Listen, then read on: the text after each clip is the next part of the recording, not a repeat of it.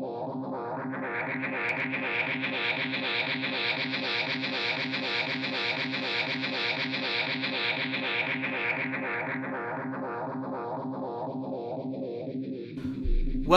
to another episode of the Daily Chat Podcast, where we talk about all things awesome and nerdy. Guys, this one is going to be interesting because it looks like I accidentally, if you go back and listen to a previous podcast, the one where I talked with Meg Fletcher about the DC trailers at San Diego Comic-Con, I just decided to hell with it. I'm just going to make the next couple episodes all about San Diego Comic-Con. It's going to be like a mini week thing. But at any rate, joining me today is someone who actually just got back from Comic-Con, the mind behind the character Goat vs. Fish. Please welcome Mr. Michael Allen, CPA. Hello, Kyle. It's a great pleasure to be here and to talk about Comic-Con on your podcast. Oh, how wonderful it is. Let's get right into it, shall we? Let's, Mr. 70s rock DJ. Yes, indeed. No, I'm not actually a 70s rock DJ, but no, thank you very much. You'd be a lot cooler if you were. No, I'm just kidding. It kind of would be. If I had that, if I could have all the history of a 70s rock DJ, but still have been born in the 80s, that would be pretty fucking remarkable. Yeah, it would be, actually. Exactly. So, first things first, I didn't know you were CPA. I am a CPA. No, I wouldn't want anyone to be confused that I'm a certified public accountant. CPA stands, of course, for Comedic Performance Artist. I like to be very upfront about that. I wouldn't want to confuse anyone just because my Instagram handle is @MichaelAllenCPA. You know, don't want to be misleading or anything. Okay. Now, before we dive into the meat of this podcast, I just had a serious question because you and I have been on a few shows together. That's right. Seen each other at open mics, etc., etc. And I'm just saying this to you right here, right now. The character of Goat vs. Fish, I think, is one of the funniest things I've seen since I moved out to LA. I mean that. Thank you.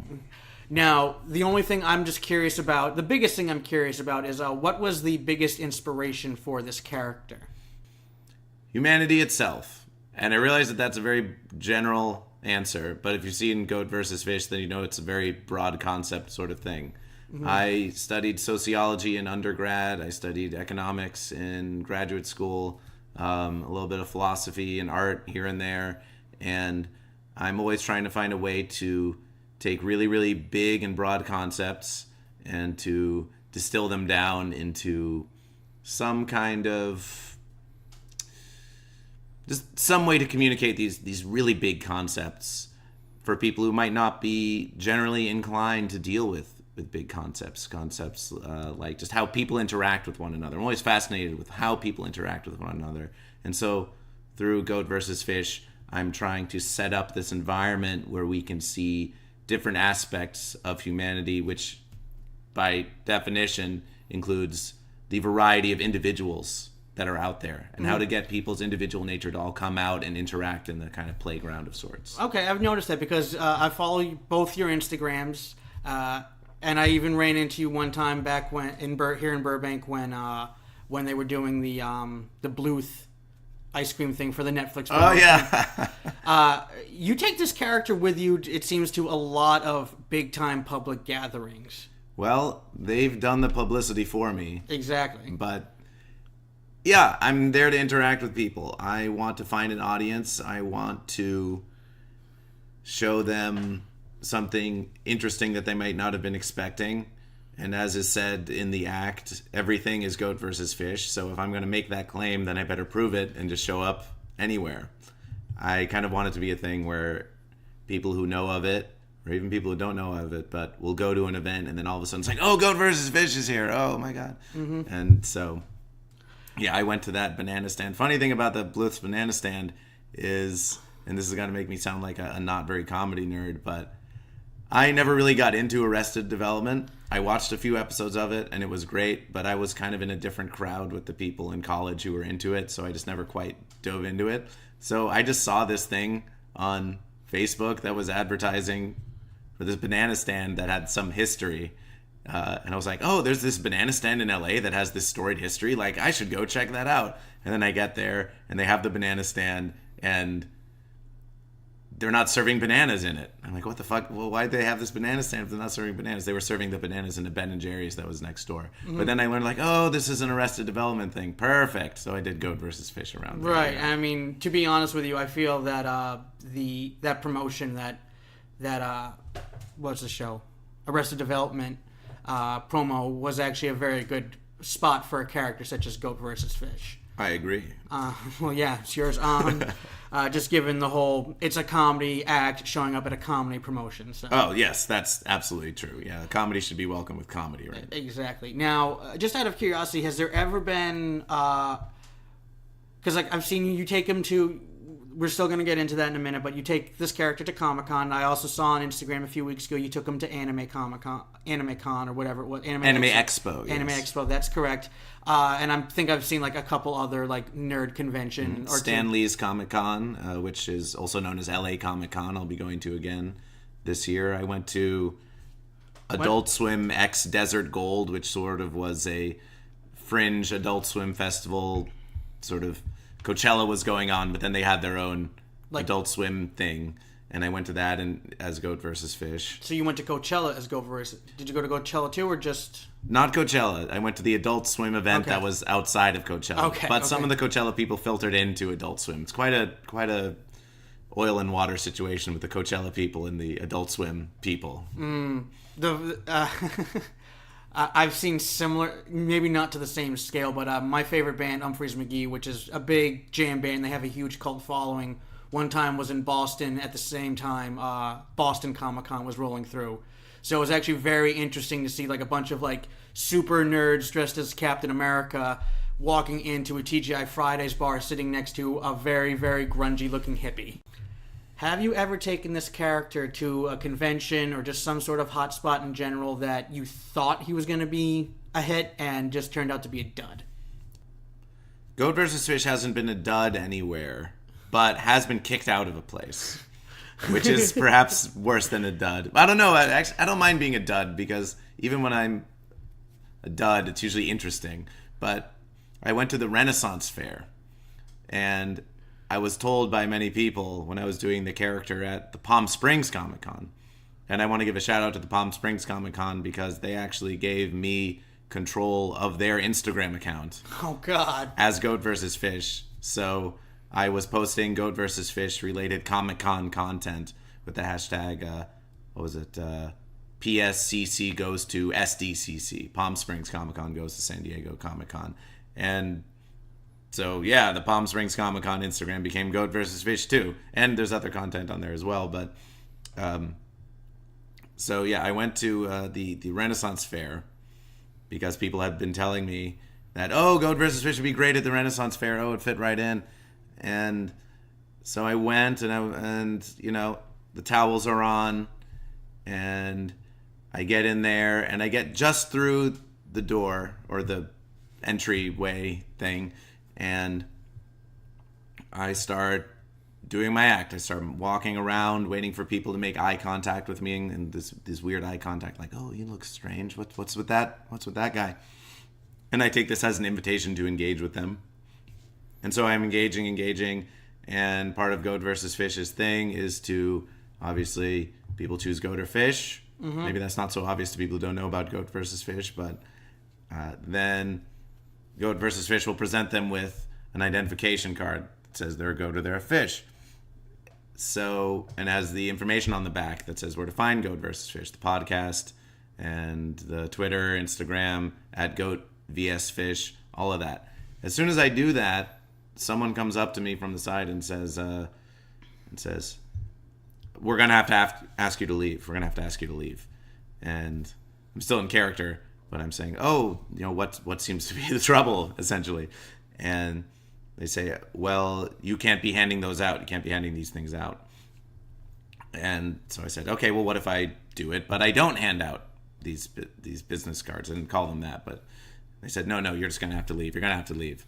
And so it sucked, but Goat versus Fish does not want to be where Goat versus Fish is not welcome. So if they don't want me there, I'm not going to make a big scene. I'm not going to throw a fit. I'm just going to swallow my pride and, you know, leave and not make a big scene out of it. So I left, and turns out that they have a rule for you're just not allowed to distribute any promotional content, essentially. Okay. And I was clearly in violation of that rule. I didn't know that rule existed. I was certainly pressing my luck a little bit, but I could have waited to get deeper into the park before I had started it, but yeah, I was kicked out. So How long were you there?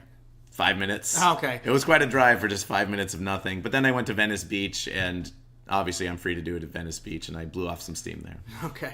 Okay.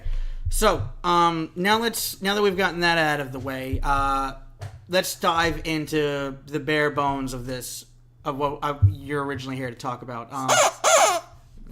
First off, he's got a rubber chicken that is also dressed like a pirate with a peg leg. Pirate chicken! Pirate chicken.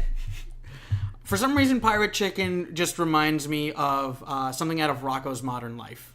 It does kind of seem that way. I enjoyed that show. I enjoyed Rocco. That was just to signal the transition from one part of the podcast to the other. This and now, the meat and diving potatoes. The meat and diving potatoes. Okay. So, Comic-Con. First, I gotta ask, is this your first time ever going to Comic-Con? Either you or as Goat vs. Fish? It's not my first time. I went maybe 8 or 10 years ago. I went 2 years in a row, back when it was a little less expensive. And back then I was promoting my webcomic at the time, which was called Circle versus Square.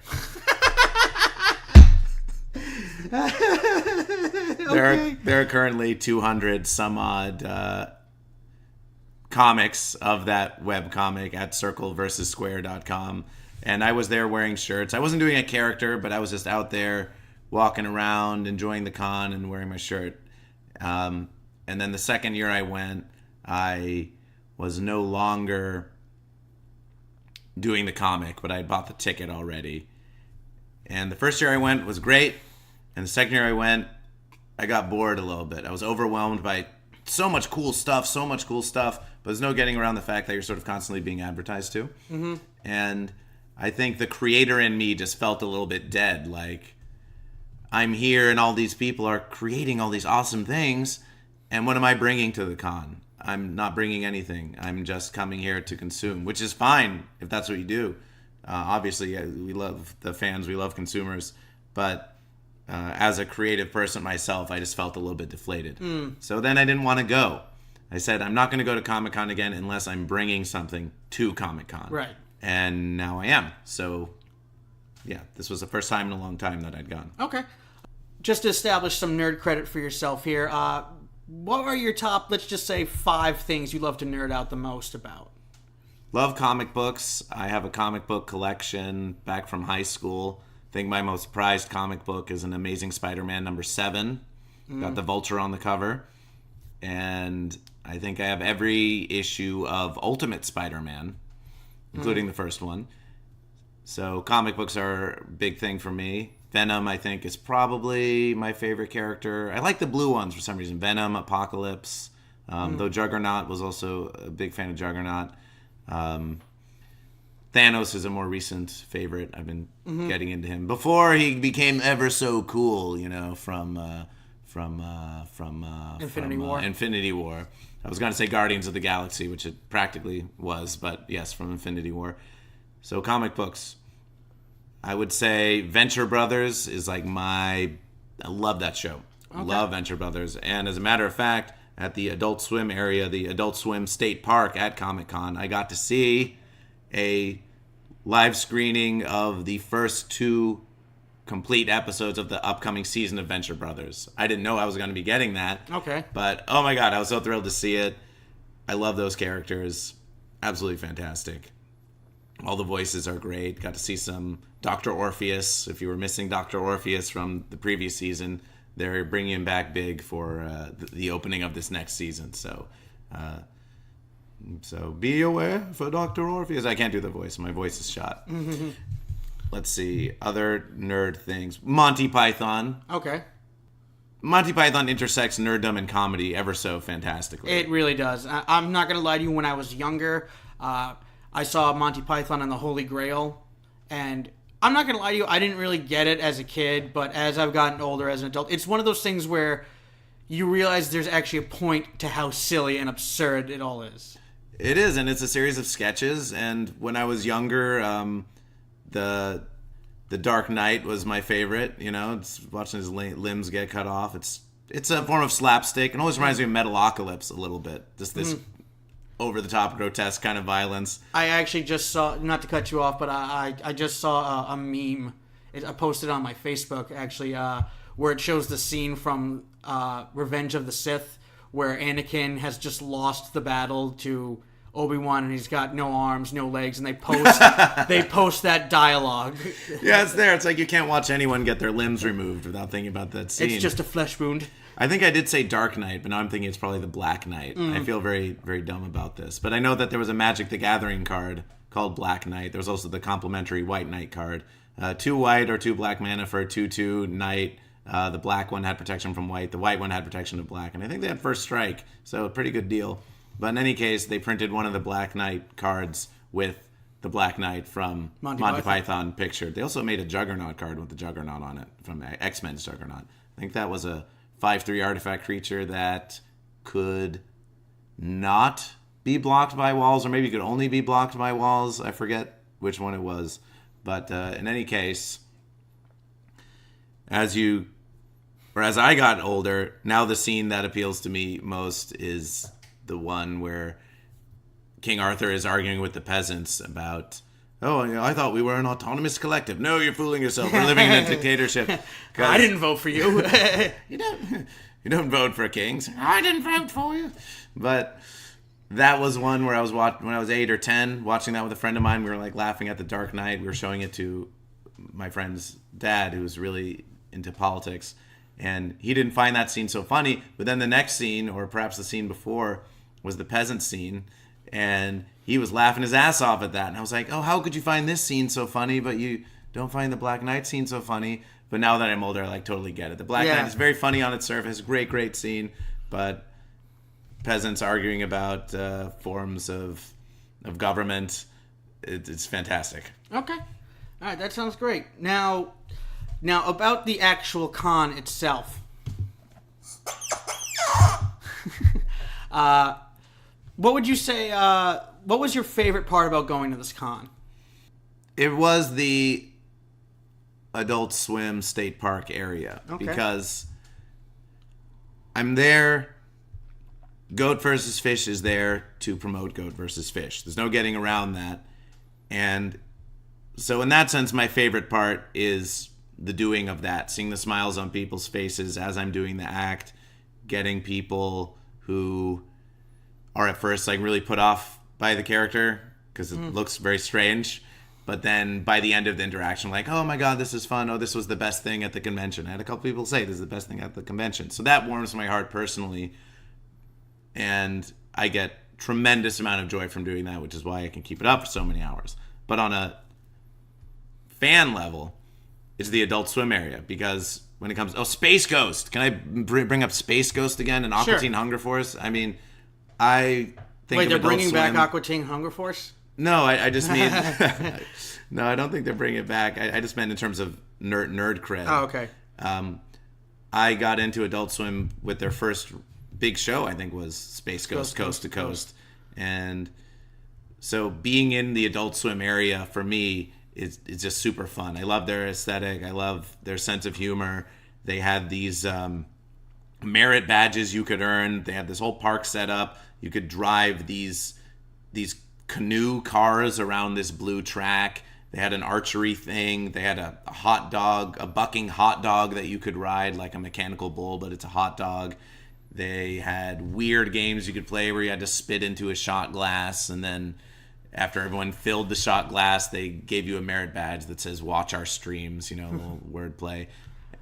So that was my favorite part about being there, and of course seeing the Venture Brothers episodes. I'm just picturing actually this mechanical hot dog bull riding thing as the Oscar Mayer wiener. It did have that kind of look. I'm talking like the bun, and it actually just says Oscar Mayer wiener like slapped on the side of it. It doesn't say Oscar Mayer wiener, but it's got the bun. It's got the bun. It's great to see cosplayers riding a mechanical hot dog.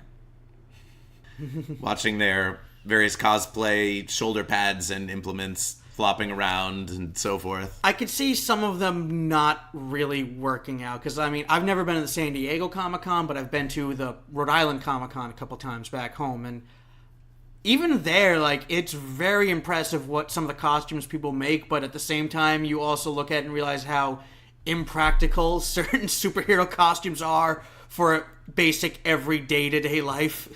Well, that's a funny thing because you'll see from various socio-political angles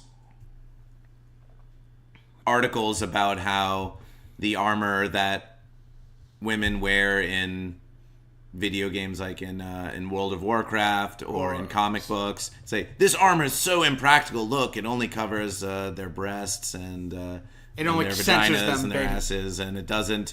Wouldn't this armor wouldn't really protect a woman from a sword or something? It's totally impractical, and it's like it's a fantasy. Yeah. The whole thing is a fantasy.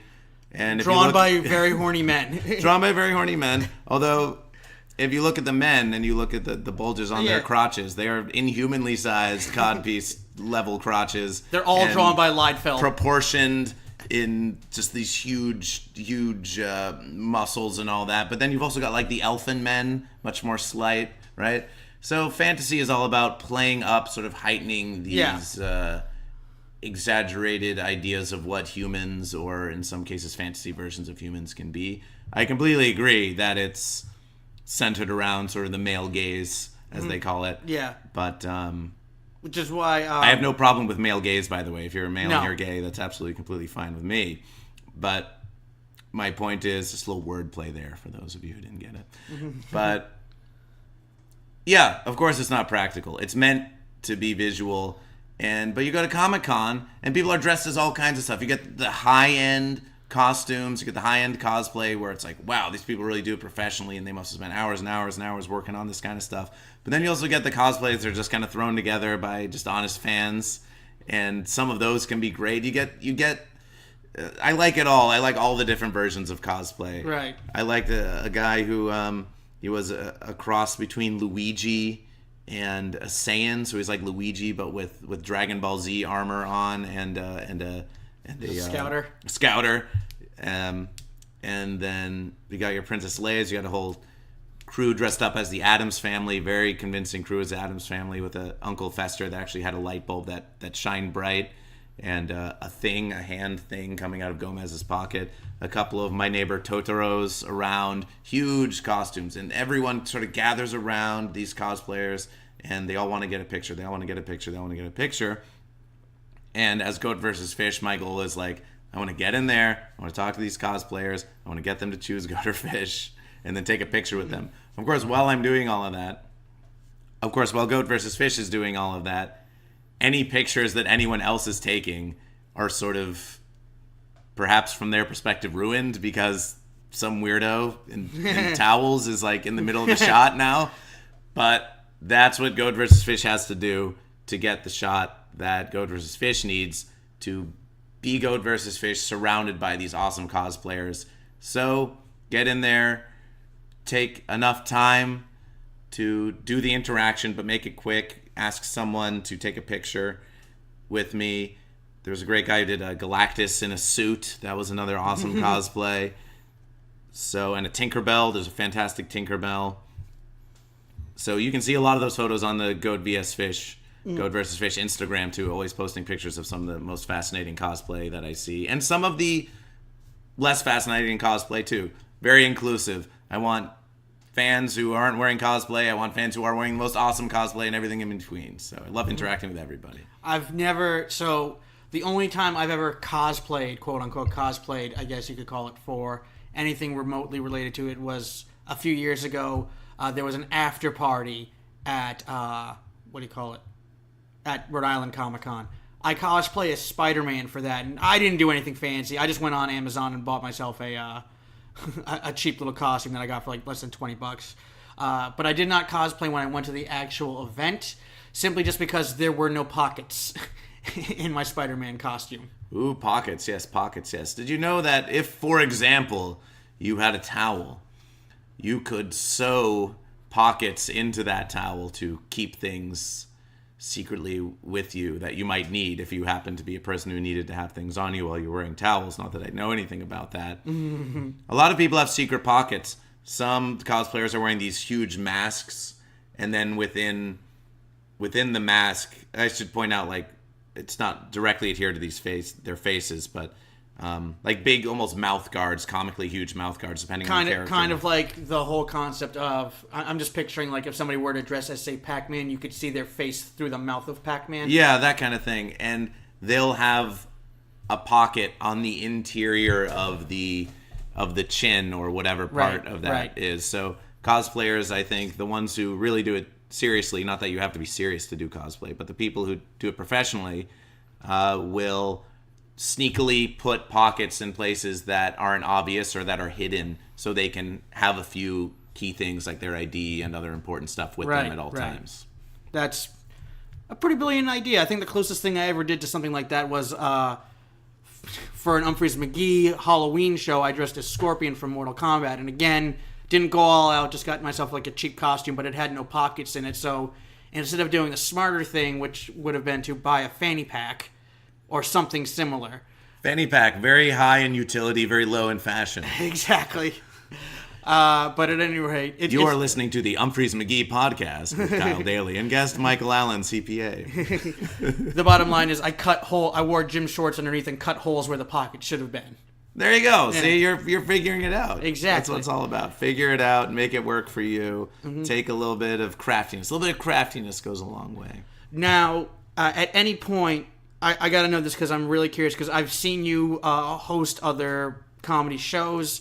I've also seen you just being on other comedy shows in general, that when you get into this character, you don't let it up for a very long, until the towels come off, pretty much. That is absolutely right. When Goat vs. Fish is there, it's 100% all the time Goat vs. Fish. There's no leaving Goat vs. Fish. Before the show, it's Goat vs. Fish. During the show, it's Goat vs. Fish. When the show is ended and people are coming out to meet the comedians, it's still Goat vs. Fish. And the absurdity of that, I really relish the absurdity of that. That show, by the way, I've got one at Flappers, the Cuddle Muddle, that I do on a pretty much a monthly basis for the last 6 or 7 months. And I've got a birthday show at the Ice House, Stage 2, Pasadena, on September 9th. September 9th is a Goat vs. Fish Festiverses. It's a very special versus in which the rules of Goat vs. Fish, such as they are a little bit different. So if you're interested in seeing an exciting Festiverses of Goat vs. Fish, then come to Michael Allen's birthday show on September 9th at the Ice House in Pasadena. I'll be sure to check that one out, actually. But I was actually just about to ask you, was there ever, even just for at this particular Comic-Con, or just something, an event of this scale, and like I'm saying before, I do appreciate from one performer to another how you don't let that character up. It's just, at some point, did you ever like almost break characters, such as, there was a celebrity you just saw, or somebody, or there was just like a thing you really wanted to buy, and you were just like, oh. Like, Hulk's going away for a second time for Bruce Banner kind of a thing. Oh, it's tempting. Oh, it's tempting. Mm-hmm. There will be people that I meet that I want to let my guard down. Right. And there will be situations where I want to let people in. Especially people who have some notoriety. For example, after the Comic-Con, I went to meet up for a podcast that I enjoy, a neckbeard podcast, self-proclaimed neckbeard podcast called Deep Fat Fried. And I went to that, and I was doing the character there because I sometimes sort of troll their chats as Goat vs. Fish in character, because I do it on social media too. And when I was speaking to the host of that, and one of the hosts, Paul, who declared himself a fish, so I was like, oh, I got one of the hosts, fantastic. And they were super welcoming. And when I was in the character, Paul said, oh, you have really nice sandals. And when anyone mentions to the character something about the towels or the sandals, it has to be like, oh, there are no sandals. There's only Goat vs. Fish. In the moment, I really wanted to just accept the compliment and not push back, because this was a guy who I was a fan of. I didn't want to be thorny with him. It was like, no, have to be true to the character. Right. The character kind of treats everyone the same. Very, would egalitarian be the right word? But it treats everyone the same. So that's not the same as breaking character. That would be sort of modifying my act a little bit. So I didn't want to modify my act. But yeah, I do want to break character sometimes, and I just have a rule against not doing it. There have been a few times I've have slipped up. Probably not really noticeable to anyone who's watching, but it's more like if I can feel it in my head that my frame of mind has changed. One time when someone was speaking Japanese, and I lived in Japan for a couple of years, so I speak some Japanese. And so I was like, ooh, I want to speak Japanese now. I was like, here's a chance to speak Japanese. And I realized that as I was speaking in Japanese, I was no longer speaking in character anymore. Right. So no one around me could hear that I had broken character. But I was sort of explaining in Japanese. I'm like, oh, I'm in character right now. Like, I'm doing this whole thing. And then I was like, oh, no, I should have been Goat versus Fish just speaking Japanese, which I plan to do. I plan to go to Japan and do Goat versus Fish in Japanese, because the vocabulary necessary for Goat versus Fish is not terribly extensive, so you can actually manage it. I will say I broke character when I watched The Venture Brothers. Okay. I was still in costume, but I'm such a fan. I was like, no one's really paying attention to me anyway. We're watching the show.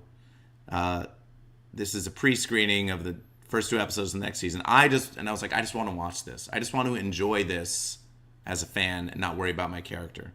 So as I was kneeling on my sandals, because I didn't want to sit down in the grass and get the towels green, I was like, I'm gonna unfurrow my brow and just watch this content to enjoy this content. And then as soon as the content ended, then it was like back into 100% character. So there have been a few times when I've just kind of slipped out of it, but even if here's the thing. If I met John Cleese in character, I would feel it's more important for me to stay in character, because these are the people who influenced me. I want to show them the whole deal. If I break it, then it's like not respectable. I think John Cleese would also get it. Or maybe not necessarily laugh his ass off at it, but I think he would understand what you're doing. I think so. I hope so. And I went on at the Ventura Harbor Comedy Club because Jeff Urea was hosting their show there. That's his sort of home comedy club. And I got on a show there as a walk-in, and the person who went before me was Camilla Cleese, who's John Cleese's daughter. So I performed after her, and it was sort of like, ooh, it's like so close to John Cleese. So of course, she's great in her own right. But what can I say? I'm a fucking fan. I'm a fan, right? I'm a fan. There's few things I geek out over anymore, because everyone puts on their legs one pants at a time. But definitely Monty Python. Right. Geeking out for sure. But I'd hold it. I'd find a way to hold it. Okay. Now, is there anything about this con, or just cons in general, that when you take this character to, or just cons in general, things about them you think either needs improvement, or just things you're not a fan of?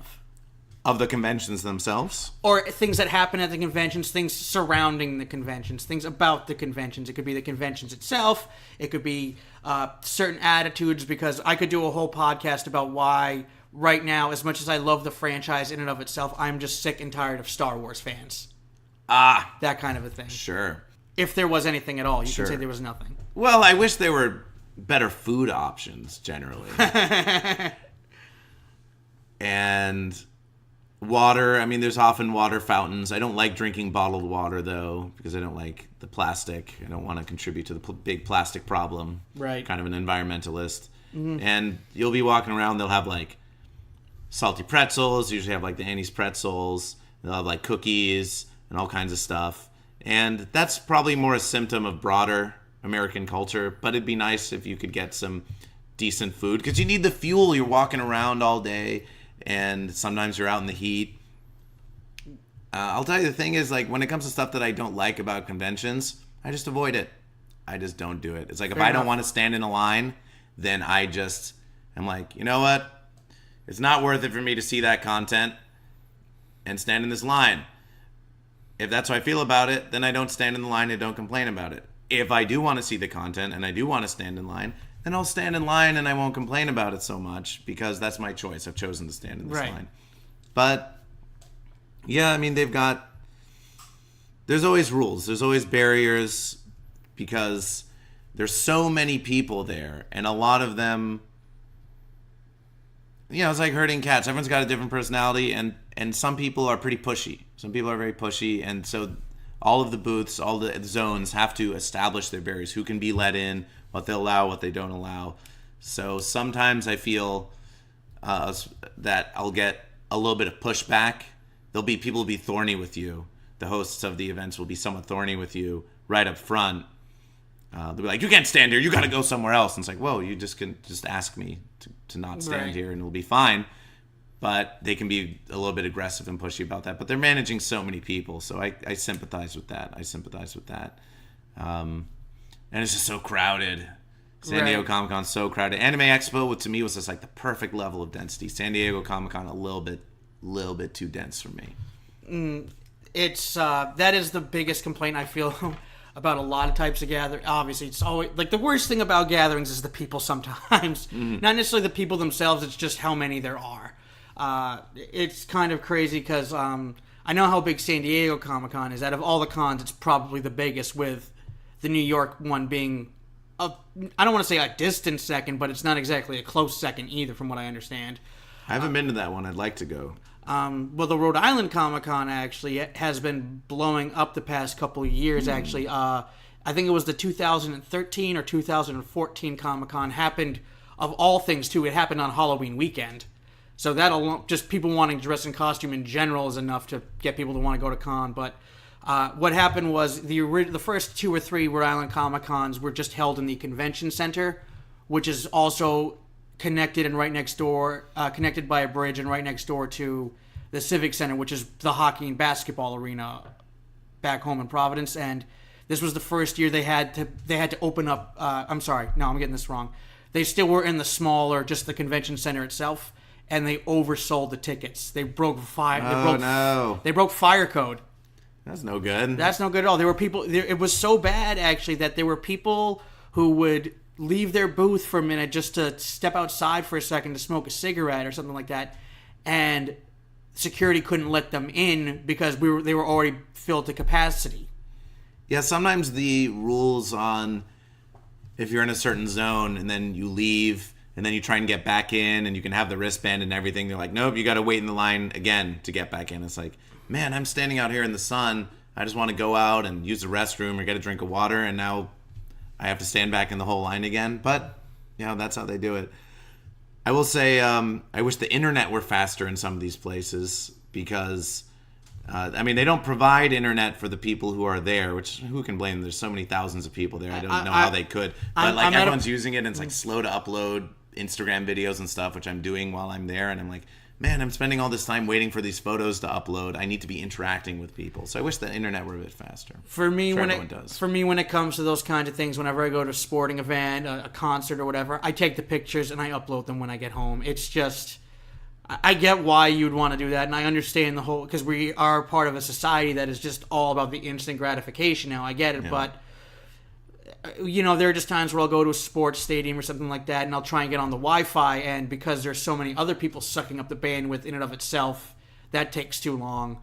But then there's also the fact that then you get off it and you try to use the Wi-Fi, and there's just way too many people there in one condensed area using the the cellular data too. Yeah. So it's like a no-win situation.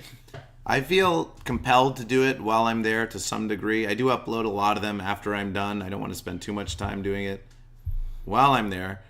But Goat vs. Fish will interact with a person, and it'll be like, hey, do you want to be on the Goat vs. Fish Instagram? And then take the picture together, and I'm telling them, hey, you're going to be on this Instagram.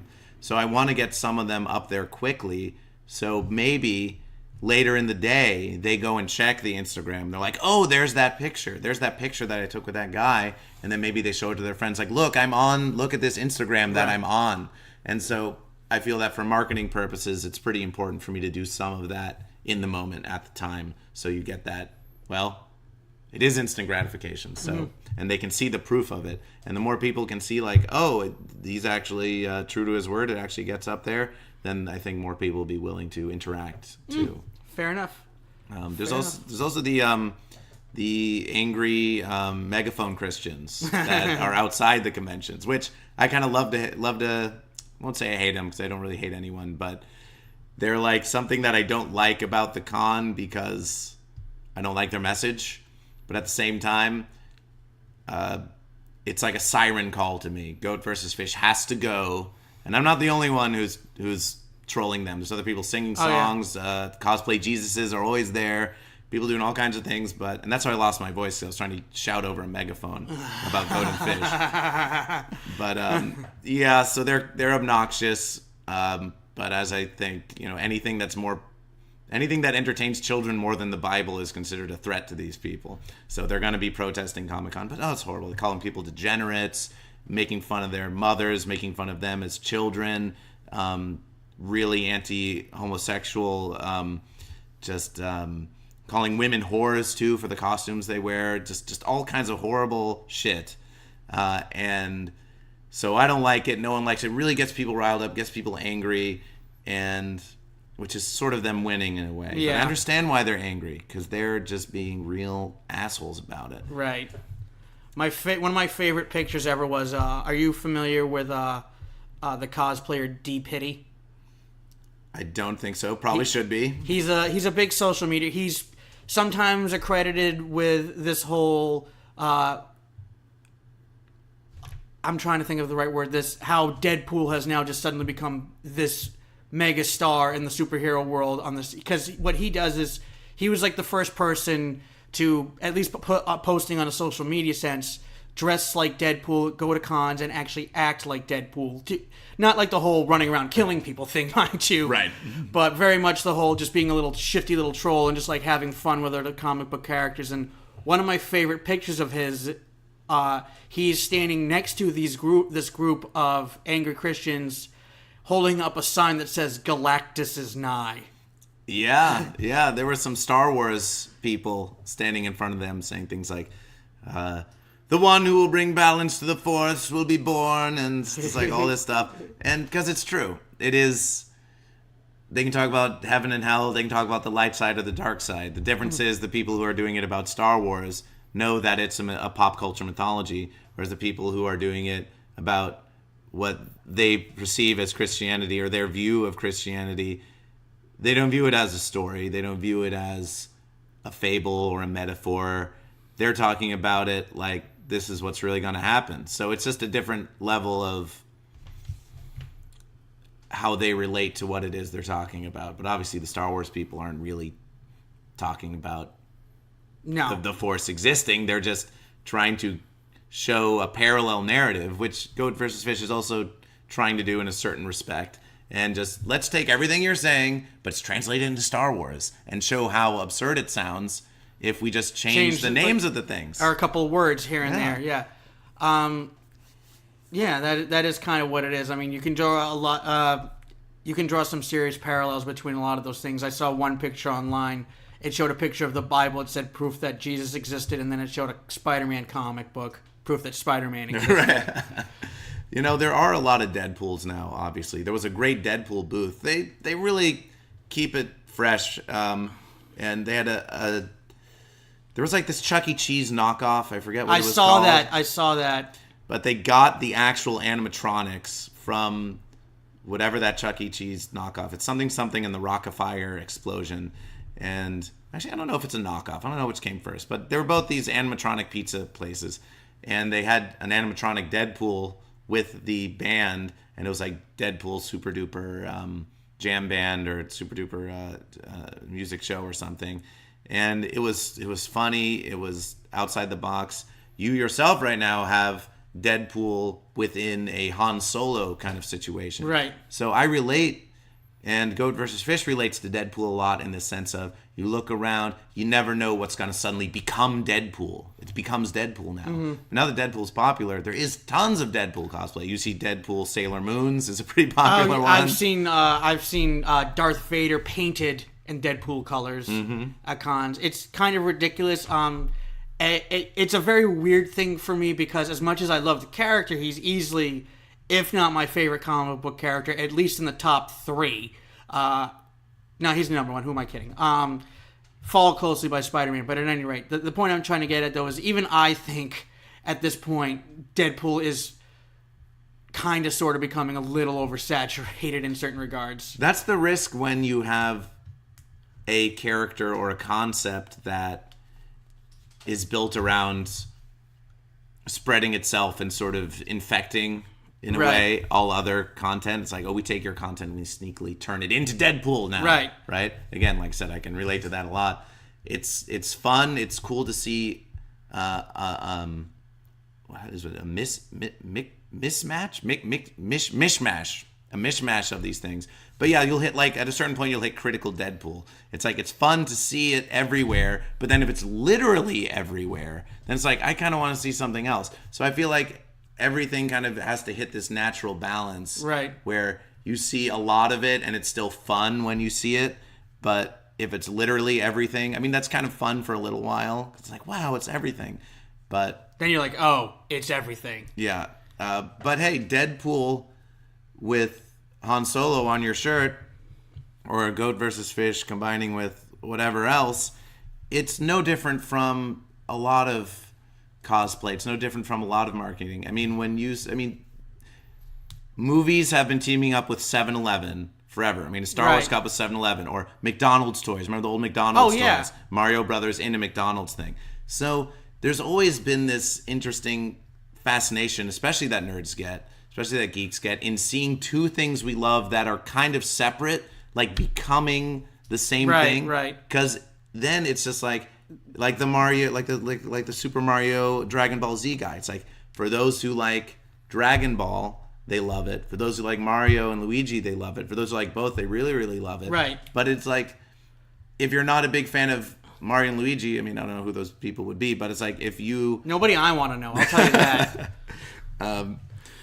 But they'll see that, and then it's like, oh, but it's also advertising Dragon Ball Z to them, right? So you're getting both at the same time. It doesn't matter which one. Let me put it this way. To some people, it's Luigi who's been Dragon Ballified. Right. To other people, it's Dragon Ball that's been Luigiified. Right. It just depends on what frame you're bringing to it. Okay, I get it. And would you ever consider, speaking of crossovers and mashups, would you ever consider doing a goat versus fish versus circle versus square? There's no denying that the versus concept is one that has been, and arbitrary antagonism is one that is very fascinating to me, and one that humans are quite fond of, if I can say so. But I think it's inevitable that in the long run I will have some kind of crossover with them. My first goal with Circle versus Square is to hire an artist to sort of re-render all of the comics, because the resolution on them is quite poor, because I did it all as like pixel art, basically. Microsoft Word. I think I used Paint Shop Pro. Oh, okay. Mario Paint.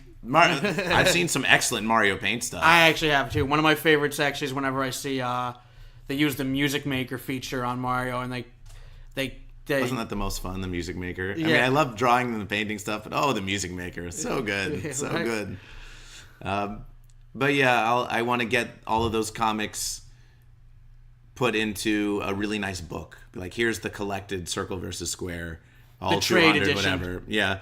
And then the graphic novel, if you will. Yeah, it is kind of it, because there's like a contiguous storyline and stuff like that. So maybe I'll cross them over at some point. But I've just been hard on. That doesn't sound good. But I've just been going full steam on Goat versus Fish right now, because that's working for me. And heck, I'm trying to make a name for myself. And this is working. I'm having fun doing it. So the stand-up comedy is fantastic. Goat versus Fish podcast, recorded at the Comedy Store, Los Angeles. I just can't. It's like blows my mind that I'm even there. I love it. And the conventions are a really, really great place too. It's where I get a lot of great followers, where I meet a lot of new fans, and people recognize me from previous conventions.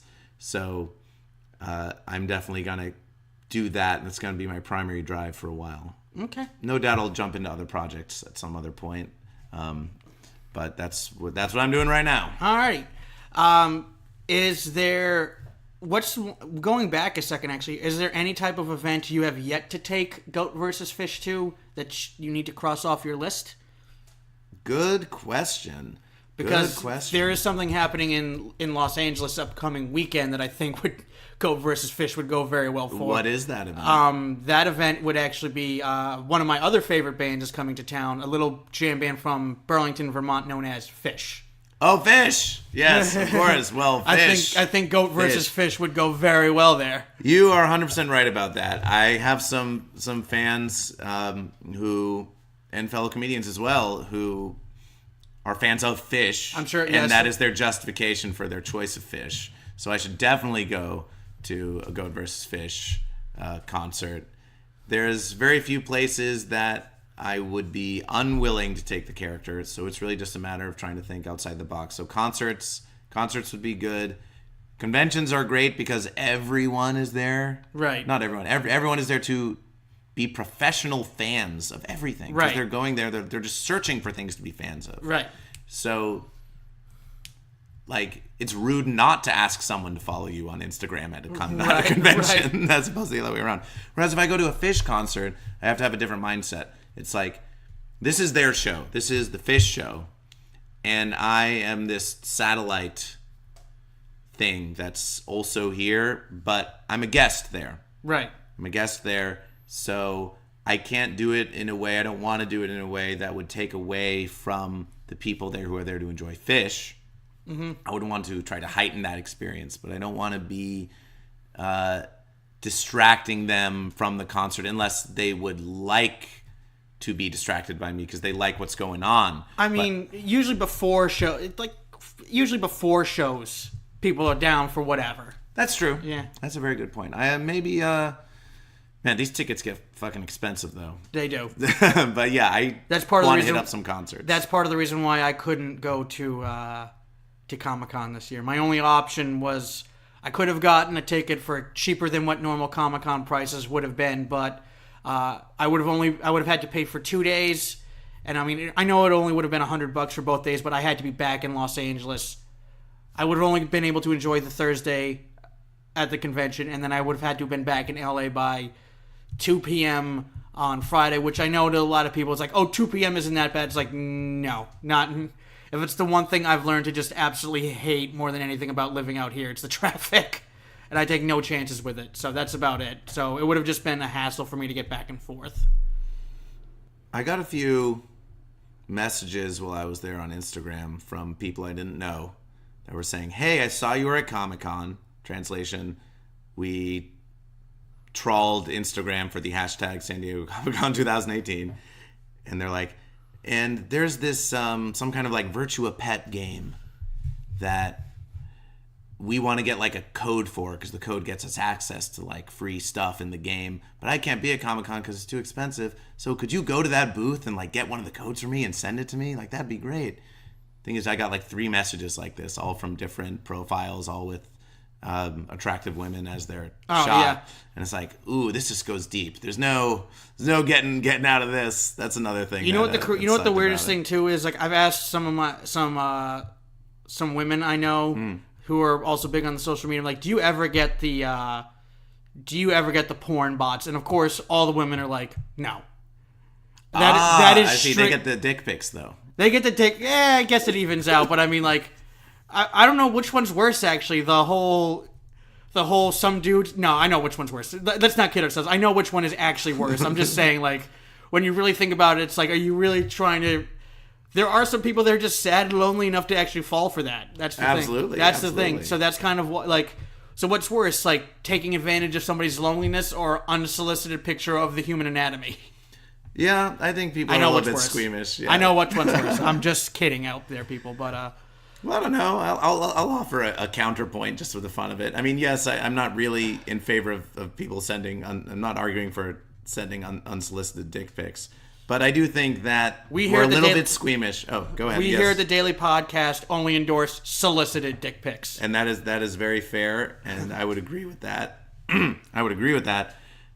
But I do think that in American culture that we're a little too squeamish about anatomy in general. Right. And that it's like, this is our natural state. Yeah, we all wear clothes. That's one of the trappings of society. And there's, very fine reasons to wear clothes. But like when I'm in San Francisco and you see the nudists walking around, it's like, it's not I don't necessarily want to look at them, and some of them have body types that I don't find attractive or unappealing to me. But at the same time, it's like, shouldn't we be free to walk around as, though I'm an atheist, as God made us? You know, it's like this is how I am. This is how these people are, whether they're grotesque or not, or beautiful or whatever you perceive them as. It's like, you want to go out and experience the world, right? In the old days of civilization, or if you were just an animal that wasn't considered, as humans, we like to think we're not animals. You could just, I want to start my day, and you just walk out naked, just as you are, to experience the world because you're part of the world. And we're so like, oh my God, it's a sexual organ. It's like, come on, we should not be afraid of these things. We should understand that this is all part of natural humanity. This is honest humanity. Right. So in that sense, I think like I'd like to reach a point in society where it's like, oh, a penis, like, whatever. I'm uninterested. Get the fuck away from me. But like, it's not like destroying my mind, you know? It's like, oh no, I can't take a penis. It's like, no, it's just fucking fuck a penis, or don't fuck a penis. But it's your prerogative. Yeah. It's 2018. You do you. Yeah. For me personally, when it comes to this thing, this topic, there are two things I can't stand. And number one, it's how clear cut we are with how okay we are with violence. Yeah. And I mean, don't get me wrong. I'm Mortal Kombat, one of my all-time favorite video game franchises, over Street Fighter, simply because of the gratuitous violence. So I'm not trying to say I'm guilt-free of that. But then it's also like this weird thing how we don't like sexual organs when they're not being sexy. Like the whole concept of a woman breastfeeding in public versus this giant billboard that promotes a bra. Oh yeah, Victoria's Secret. Just coming down here, there was those like YMI jeans. I think they're YMI jeans. It's like, here's a picture of a woman's butt. Oh yeah. Just like it's just a picture of it. Yeah. And it's like, if that picture isn't meant to be objectified and stared at by people, then it's not doing its job as an advertisement. Right. So we're given all these signals all around us. It's like, look at this, stare at this. But then in the real world, it's like, don't look at that, don't stare at that. It's like this very conflicting kind of message. And people are entitled to their privacy. People are entitled to their boundaries and should absolutely have no shame whatsoever, hesitation about enforcing them. It's just that we get these competing signals from what's being sold to us and then how we're supposed to behave. It's like violence, sex. Then it's like, but don't do those really. So, and that's okay because we need an outlet too. We need an outlet. But yeah, but we're so comfortable with violence and not at all comfortable with sex. And that's very strange because they're two very basic human impulses. Yeah, and also the funny thing is too, when you go over to Europe, it's the complete flip. Yes. They're more okay with sexuality for the most part, or so they claim. I mean, you see it on their advertisements. They'll have breasts on advertisements. They'll have butts on, like bare butts on advertisements. And they're also like, I think it's in like Spain or one of those countries. There are actually like children's shows that they just have women walking around topless. Yeah, and why not? Yeah, why not? Remember when they made the big deal about the Janet Jackson nipple? Oh yeah. I'm just amazing. I'm just like that is just like the quintessential thing of American culture that's so messed up about this topic, and we're getting way off it. Yeah, but I like going into all kinds of different territory. I love talking about all kinds of things. So you can cut this out, edit it down if you want, but I just like having a free conversation. No, it's fine. We tend to go off topic anyway. I'll start to bring it back in 1 second, but. Sex at Comic-Con is a big thing because a lot of the cosplay is very sexy. Sexy it is. Cosplay.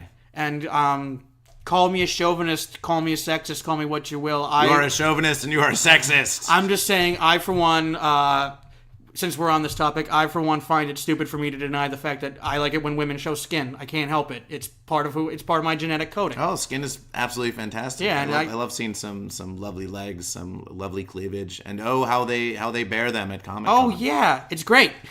It's great. And like, in all honesty, like, all I'm simply saying is, like, if those women are okay with doing it, then no one should make them feel bad about it. It's fun to see it's not a subculture, it's more of how it emanates out. You get out of the convention center. You walk down the street to the bars, the shops, And a lot of them for that week are very themed as comic book and as Right. nerd culture. There'll be a bar, and outside that bar will be some sexually dressed, a gaggle of sexually cosplaying Disney princesses. And they're like, hey, come in. We've got a 420 event upstairs. Like, come on, don't you want to come in and have a drink? And it's like playing to these fantasies. It's playing to all the same fantasies. Yeah. And so it's cosplay, and it's fun, and it's a good time for everyone and all that. But then, of course, there's this sexual element to it, too. There's this fantasy element to it, too, because the nerds grow up and they fantasize about these things, and a lot of cosplayers play off of those fantasies. And then you go outside of the con, and it's less subdued because it's like, okay, now it's alcohol. Now it's nightlife. It's like the cosplay nightlife. And you can be sure that, I'm sure the furries are getting their kicks. I'm sure there's all kinds of nerd sex happening, right? Nerds are people, too, and nerds have sexual desires to people. And as it's more mainstream, you get more of it. There's the old saying, sex sells. Sex does sell. Sex does sell. And I believe it was actually, I'm looking the quote up right now, I believe it was Oscar Wilde, who basically said, everything in the world is about sex except sex. Right, yeah. Yeah. Sex is about the power, etc. We can get into that whole thing later, but yeah, it's just kind of weird how no matter who you are, there comes that certain point in your life where things are no longer innocent. Everything looks like a penis and boobs. Right, there is that. Well, I've heard the thing about like patriarchy is evidenced by the fact that it's like, look at buildings, look how like tall and phallic they are. And it's like, dude, anything that's longer than it is wide can be perceived as a phallus. So I don't really buy that argument exactly, but right. And who was the comedian that actually brought up a similar point, like how buildings look like penises? It's like, well, how are we going to fit everybody in the building if there's a giant hole in the middle? Well, I mean, you have caves. Caves are much more yonic, right? Yeah.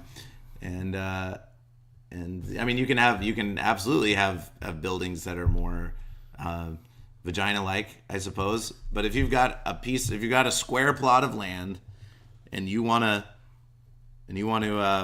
maximize your square footage, and the only place you have to build is up, then guess what? A square. It's got to look like a big, tall rectangle at the end of the day. Like, that's the only way to get it done. Pretty much. So now that we've gone completely off topic, Right. going from Yeah, let's get back to Comic-Con. So did you take Goat versus Fish to any of the panels, any of the WB panels? I haven't seen all the trailers yet. There are a few that are on my list to still watch, but I have seen, say, for example, the Warner Brothers DC trailers. Did Goat versus Fish go on any of those panels? I did not go to any of those panels, and it's because I didn't want to wait in the lines. Okay. Because I wanted to be spending my time hustling out there trying to make connections. I did go around the lines of the panels because there are people standing there who have nothing better to do than to be entertained by Goat versus Fish. I do think I should go to a panel so I could ask one of the questions. So I could like ask Patrick Stewart, are you goat or are you fish? Like, that's my big question that I'm waiting to ask. But then again, people wait and they come to those conventions because they want to ask them questions. They want to ask them their questions. And so I kind of don't necessarily want to take a spot away from those people. Okay, that's respectable. But I'm sure eventually I'll do that. So no, I didn't go to any panels. But I did win at bingo at the Adult Swim event in character. So Nice. I won in bingo, and I got on their big screen saying goat and fish things. I got on their stupid morning bullshit, and that's what it's called. It's called Adult Swim Stupid Morning Bullshit. They were going down the line and just interviewing people with stupid morning bullshit type questions, and I was in the line as goat versus fish, and so they interviewed me, and then I was on like this big screen that they had projecting out to everything, and I could hear my voice going goat versus fish all over the area. So that was the closest thing to a panel that I got. But no. After the Venture Brothers screening, they did have a panel. They had a panel, and I wanted to ask them a question. I wanted to ask them the question, but I didn't because I wanted to let the fans ask a question. I had a legitimate question. I wanted to know. I don't want to give away too much of a secret of Venture Brothers, but we're gonna learn something about Jonas Venture Sr. which is a big mystery in Venture Brothers. And I wanted to ask him a question about that, a real fan question. But I was dressed as goat versus fish, and so it would not be becoming of me to do such a thing. So just let it go. Okay, now I'm actually curious about something like this. Has there ever been a moment where you've just been like, okay, I can't ask this question as goat versus fish. I have to ask it as Michael Allen. So have you ever like just taken off the towel or whatever, sat down as Michael Allen, done your little thing, and then immediately put the costume back on? Maybe like very, very, very, very, very, very, very early, like a year ago, when I was just starting to figure out how to bring this character into public. Right. There were a few times where I would have the towels with me, and then I'd be like, "Do you want to see this thing that I do?" And then I would do it. But then I got more comfortable with that, and big part of my philosophy is enter in character, leave in character. Okay. That's the whole thing. That's totally respectable. So if I want to have that conversation with them, then I leave, get out of character, and then come back and then ask them. Or I try and find some sly way to tell them to communicate with Michael Allen on Facebook or something while I'm still in character, and then hope that conversation can happen at another time. Because I remember the first time I saw your character, I think we were both auditioning for Flappers. Oh yeah, yeah. Yeah, and you did your thing. They did the round of auditions. And everything ended, and you were still wearing the towel. And I didn't know you at this time. I actually tried asking you, so like, what inspired you to do this? Blah blah blah blah blah blah blah. And you responded in character. Mm-hmm. Yeah, don't drop it. Don't drop it. No, yeah, and then like 2 seconds later, you took the towel off, and you're like, "Hi, I'm Michael." Like, well, yeah, that's important because it was an audition, so I wanted to show the person who was hosting the audition that if they need to communicate with me about business, that it's actually possible to do. Okay. Which I can do in character, but obviously it's easier to do when I'm talking as me. I want them to know that they can trust me to be a sane human being if they put me on their show. Okay, now just out of curiosity, what if you did a show and an executive from, say, Comedy Central or Netflix walked up to you and said, "I want to talk business with you"? I mean, would you sneakily try and say to them in character, or would you just flat out just drop the act? I can talk business with them in character. I would direct them towards Michael Allen, that fence sitter Michael Allen. Mm-hmm. If they're like, "No, we need to talk about this now, we need to talk about this now," then I might be like, "Let's go to an area where," I'd be doing this in character, but I was saying, basically, let's go to an area where not a lot of people are watching, because if everyone's eyes are on it, then I don't want them to see me. It's really about the other people seeing me. Pay no attention to that man behind the curtain. So if we can get somewhere that's more private and I can just like go around a corner, then we can do it. But here's the thing. If an executive sees Goat versus Fish and really likes what I'm doing, then they're going to like the fact that I'm in character constantly. Or at least that's part of the deal. Right. So if they're like, "Let's talk business, but the only way I'm going to talk business with you," it's like, like, it needs to be done right now, but like, you have to drop this character right now. Then it's kind of like, well, then you're not really into what I'm doing, really.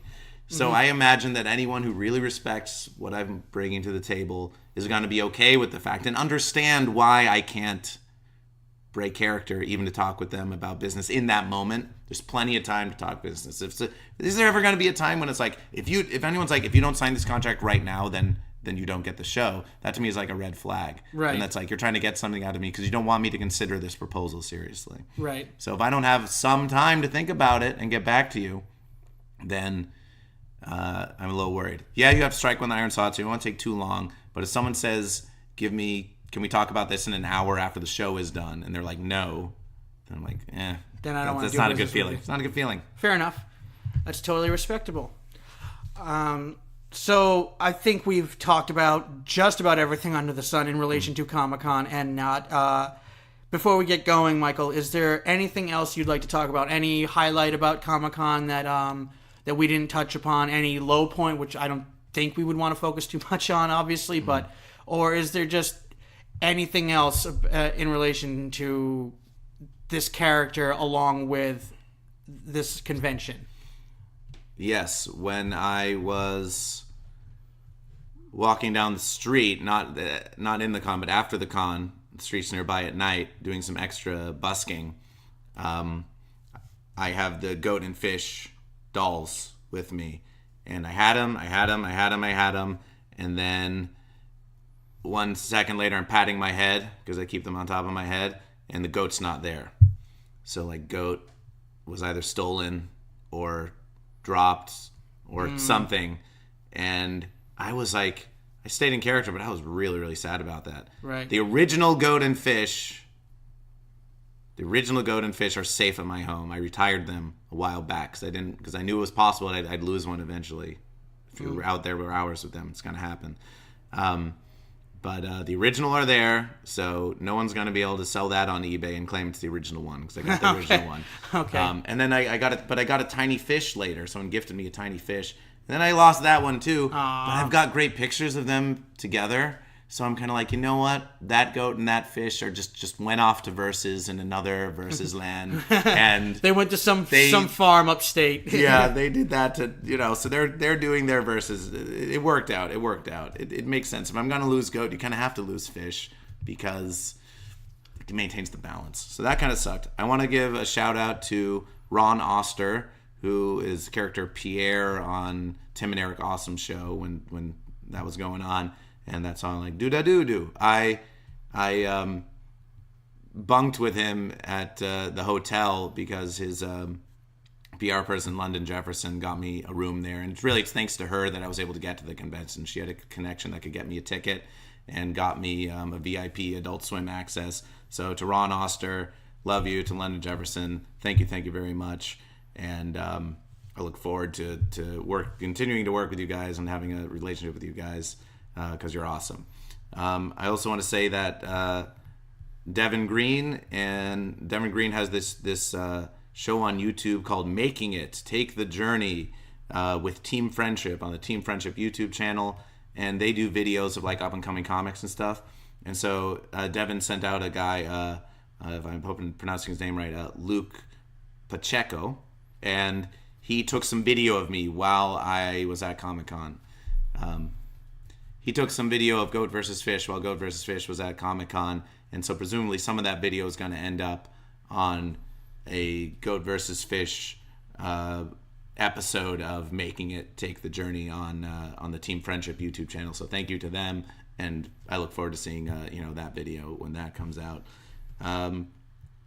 So I wanted to get that stuff out there, but I think I've talked as far as Comic-Con goes. That's pretty good on my experience. I'm curious what's something that you really would wanted to have seen that you couldn't because you weren't there. For me, pretty much a lot of the everything. There's a lot of that. I mean, I love I do love the one thing I love about Comic-Con is I do actually enjoy the cosplay, not just because of the sexy lady thing, but because I actually do appreciate. I try to appreciate art in all shapes and forms, and to me, art is pretty much, it could be anything that you pour your heart and soul to. Like, even if you want to go as far as to saying, like, I want to be the best goddamn accountant on the planet. Oh, absolutely. Then sure. You know what? The ledger book is your canvas. You do you, buddy. I thought I told you that CPA stood for Comedic Performance Artist, I didn't not certified public accountant, and I just feel like you're not paying attention to me in this interview. I'm sorry, what were you saying? Nothing important. No, but in all seriousness, no.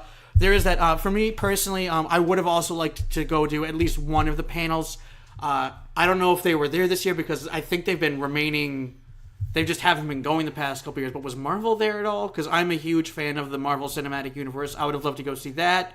I would have also loved to see anything Star Wars related. In all honesty, those are the two franchises or the two IPs that whenever I see them, I go full nerd. Marvel was everywhere. DC was everywhere. Star Wars was everywhere. They had their big setup booths inside. These booths they aren't booths, man. These are huge interactive experiences. Oh, yes. Aquaman was being very heavily promoted. Yeah, I can see that. Yeah. But there was like this giant Lego statues of Thanos that was amazing. Oh. And Pokemon stuff, Mario stuff. I mean, it's just everything and everywhere. Right. I think Comic-Con did hire some Spider-Man cosplayers to like be around and to welcome people and to pose with them when they were taking photos outside of the con, right? Stuff like that. So plenty of Spider-Man to go around to. Plenty of Spider-Man. For me, another big thing I love about when I go to Comic-Con is it's the swag. Total consumerism thing. I don't care. If the way I see it is I'm helping the economy. I'm also helping smaller artists and things like that. I have, from previous Comic-Cons I've been to in Rhode Island and a few other places, one of my favorite. It's funny how I just was bitching about how oversaturated Deadpool is, but whenever I go to Comic-Con, I always end up getting something Deadpool related. Mm-hmm. And so far, two of my favorite things that I have purchased that are Deadpool related actually are I did purchase one statue of Deadpool. I don't have him out right now. And then the other thing I purchased that was Deadpool related is actually I can't remember the artist's name off the top of my head right now, but it was a print that they did of Spider-Man and Deadpool fighting in the skyline of New York, and I can't. It's like Spider-Man's like got his web around Deadpool's throat, and he's like choking him out almost, and something like that. But at the same time, Deadpool is firing off a gun going through Spider-Man's wrist and everything like that. And and honestly, like those are my top two favorite all-time comic book characters. So, and in all honesty, like I know in the comic books, most Deadpool fans will say his best team was with Cable. I personally love it when he gets together with Spider-Man, just because they are the two funniest characters in the Marvel comic book universe, and Deadpool still hasn't picked up on the fact that Spider-Man hates him. Yeah, they're both wisecracking Yeah, guys. Exactly. And I mean, don't get me wrong, I appreciate the dynamic that Deadpool is super funny and never takes anything seriously, whereas Cable is the polar opposite, but right. The difference is, like, Spider-Man does take things seriously. Mm-hmm. Whereas Deadpool, not so much. I like Deadpool Loki. They're a good combination, too. Apparently, they're two of the characters who, at some point, have demonstrated their awareness that they're, like, in a comic book. So has She-Hulk, too. Ah, is that so? She-Hulk used to be Marvel's go-to fourth wall breaker. I did not know She that. was for a very long time until Deadpool started doing it and ran off with it. In fact, one of my favorite pictures that I've seen of She-Hulk breaking the fourth wall is the letters to the editor page. At the very end of it, she's just busting through the page and ripping it and saying something to the effect of like, "Hey, writers, like you're gonna end the story like this." So before we wrap things up, finally, Michael, is there anything you would like? I know you already promoted it, but let's remind the people what it is you wanted to talk about. Any social media or any ways to purchase said tickets to shows. Okay, well, go to goatvsfish.com because there you'll see all of my upcoming shows and you'll see links to all of the social media, so it's like a central hub. But otherwise, on Instagram, on Twitter, on Facebook, even on Twitch, I'm going to start doing some live streaming sooner or later, not just the podcast on Twitch. All Goat vs. Fish, Goat versus Fish. So please follow, like, subscribe, do all that stuff. Spread it around. Let's see. Yeah, the Goat vs. Fish podcast, of course. And I thank you very much for having me on your podcast. Mm-hmm. I've had a lot of people on my podcast. I love being on your podcast. So that's on iTunes and YouTube. So give that a like. Give that you know, you can give it 1 star, you can give it 5 stars. I don't care. Just check it out with the same vigor and intensity that you are going to check out the Daily Chat. That you are checking out the Daily Chat. So yeah, that pretty much sums up. Oh, my personal stuff is Michael Allen CPA, and that's pretty much exclusively on Instagram and Twitter right now. But I'm talking to you as Michael Allen CPA, not as Goat versus Fish. So yeah, give Michael Allen CPA a follow. Maybe one day I could have Goat versus Fish on the show. It's possible. Possible. I'd say that's very, very likely. All right, Michael, thank you very much for being on the show. Thank you very much for having me. I really, really appreciate it. All right, everybody. And you know the drill. I'm on Kyle Daley Comedy for both Instagram and Twitter. Working on some shows down the pipeline. I'll let you know when that comes up. In the meantime, thanks for listening. Bye.